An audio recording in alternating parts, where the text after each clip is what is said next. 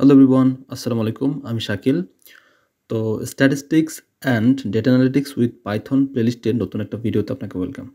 তো আজকের এই পার্টিকুলার ভিডিওতে আমি কথা বলবো হচ্ছে ম্যাটপ্লটলিবের হিস্টোগ্রাম বা হিস্টপ্লট নিয়ে। ওকে, তো প্রিভিয়াস যে ভিডিও ছিল সেই ভিডিওতে আমি কথা বলছিলাম বার প্লট নিয়ে। তো বার প্লট কী, কীভাবে কাজ করে, এটা যদি না দেখে থাকেন দেখে নেবেন, না দেখলেও সমস্যা নাই। তো হিস্টোগ্রাম কি আর বার প্লটের মধ্যে স্পেসিফিকলি ডিফারেন্সটা কোথায়? আমি বলছিলাম যে বার প্লট হইতেছে আমরা কাজ করি যখন ক্যাটেগরিক্যাল কোয়ান্টিটি নিয়ে কাজ করি। সাপোজ আপনি এমন কোনো ডেটা নিয়ে কাজ করতেছেন যেটা ক্যাটেগরিক্যাল। সাপোজ আপেল, কমলা। আপেল আছে 10টা, কমলা আছে 20টা। এটাকে আপনি ভিজুয়ালাইজ করবেন। তাহলে সেক্ষেত্রে আপনি বার প্লট ইউজ করবেন। বাট আপনি কাজ করতেছেন হচ্ছে কন্টিনিউয়াস টাইপের ভ্যালু নিয়ে। সেক্ষেত্রে আপনি বার প্লটের মাধ্যমে এটা ভিজুয়ালাইজ করতে পারবেন না। সেক্ষেত্রে আপনার লাগবে হচ্ছে হিস্টোগ্রাম। ঠিক আছে? একটা নির্দিষ্ট একটা গ্রুপ অথবা একটা রেঞ্জের ডেটার উপর বেস করে এটাকে প্লট করতে হবে। ঠিক আছে? সো হিস্টোগ্রাম হইতেছে অলওয়েজ ইউজ করা হয় for in the term of probability distribution of continuous variable and এর এক্সিসে যেগুলো থাকবে সেটা হচ্ছে বিনস বা বিন বলা হয় মূলত একটা স্পেসিফিক গ্রুপ বা একটা নির্দিষ্ট একটা ইন্টারভ্যাল, একটা রেঞ্জ আর কি। সাপোজ যদি আপনি বলেন যে 10টা বিন হবে, ডেটার রেঞ্জ হচ্ছে 0 থেকে 100 পর্যন্ত, তাহলে আপনার এখানে এক একটা বিনের মধ্যে যে ডেটার রেঞ্জ থাকবে সেই রেঞ্জটা হচ্ছে 0 থেকে 10। ঠিক আছে? তো এটাকে বলা হয় সাধারণত বিন সাইজ। ওকে, আর ওয়াই অ্যাক্সিস মূলত আপনার ফ্রিকুয়েন্সি, যেটা ডেটার, যে সাপোজ 0 থেকে 10 এই যে বিন সাইজ আছে এর মধ্যে আসলে কতগুলো ডেটা আছে, এর যে ফ্রিকুয়েন্সি সেই ফ্রিকুয়েন্সিটাই মূলত ওয়াই অ্যাক্সিসে থাকবে। তো আমরা এক্সাম্পলটা দেখে নিই, তাহলে আমাদের সব কিছু বুঝতে আরও সুবিধা হবে। আমরা ইম্পোর্ট করতেছি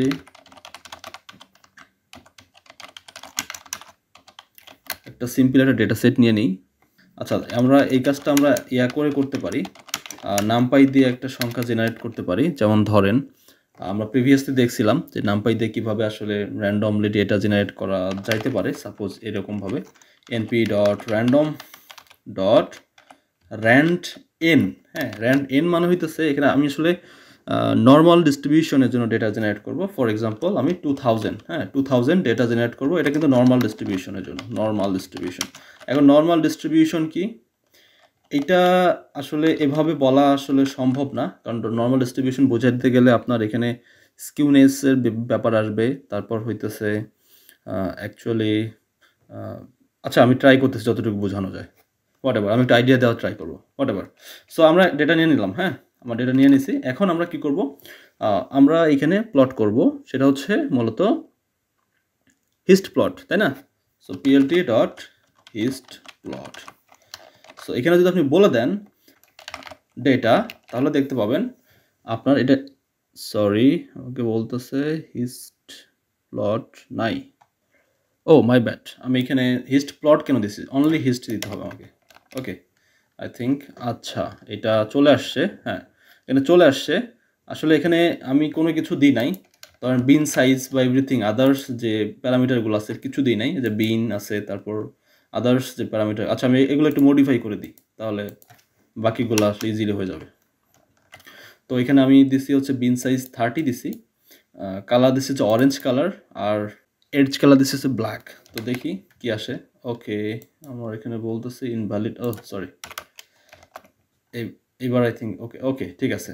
আচ্ছা, 30টা আসলে বেশি হয়ে যায়। হ্যাঁ, আমি একটু কমাই দিই, আমি সাপোজ 10টা দিলাম, তাহলে দেখতে হয়তো সুন্দর লাগবে। হ্যাঁ, এই যে দেখেন মাত্র 10টা বিন দিছে। এক একটা বিন মানে ওই ইন্টারভেলের মধ্যে বা ওই গ্রুপের মধ্যে আসলে কতগুলো ডেটা আছে সেটার ফ্রিকুয়েন্সি হচ্ছে বাম দিকে। ঠিক আছে, সেটার ফ্রিকুয়েন্সি আছে কি বাম দিকে।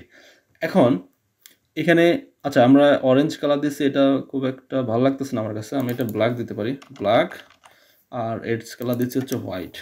এবার দেখি কেমন লাগে। হ্যাঁ, এবার আমার কাছে মোটামুটি ভালো লাগতেছে ব্ল্যাক কালার। সো হাউএভার, এটা হচ্ছে আমাদের মূলত হিস্টোগ্রাম নিয়ে কথাবার্তা। তো নর্মাল ডিস্ট্রিবিউশন নিয়ে আমি একটু কথা বলছিলাম একটু আগে। তো নর্মাল ডিস্ট্রিবিউশনের যে কনসেপ্টটা, সেই কনসেপ্টটা আসলে এরকম যে ধরেন এটা হচ্ছে নর্মালি মিন ভ্যালু থাকে, মানে মিডিল পয়েন্টের, এর বাম দিকে যতগুলো ডেটা থাকবে ডেন্সিটি, ডান দিকেও ঠিক ততগুলো ডেটাই থাকবে।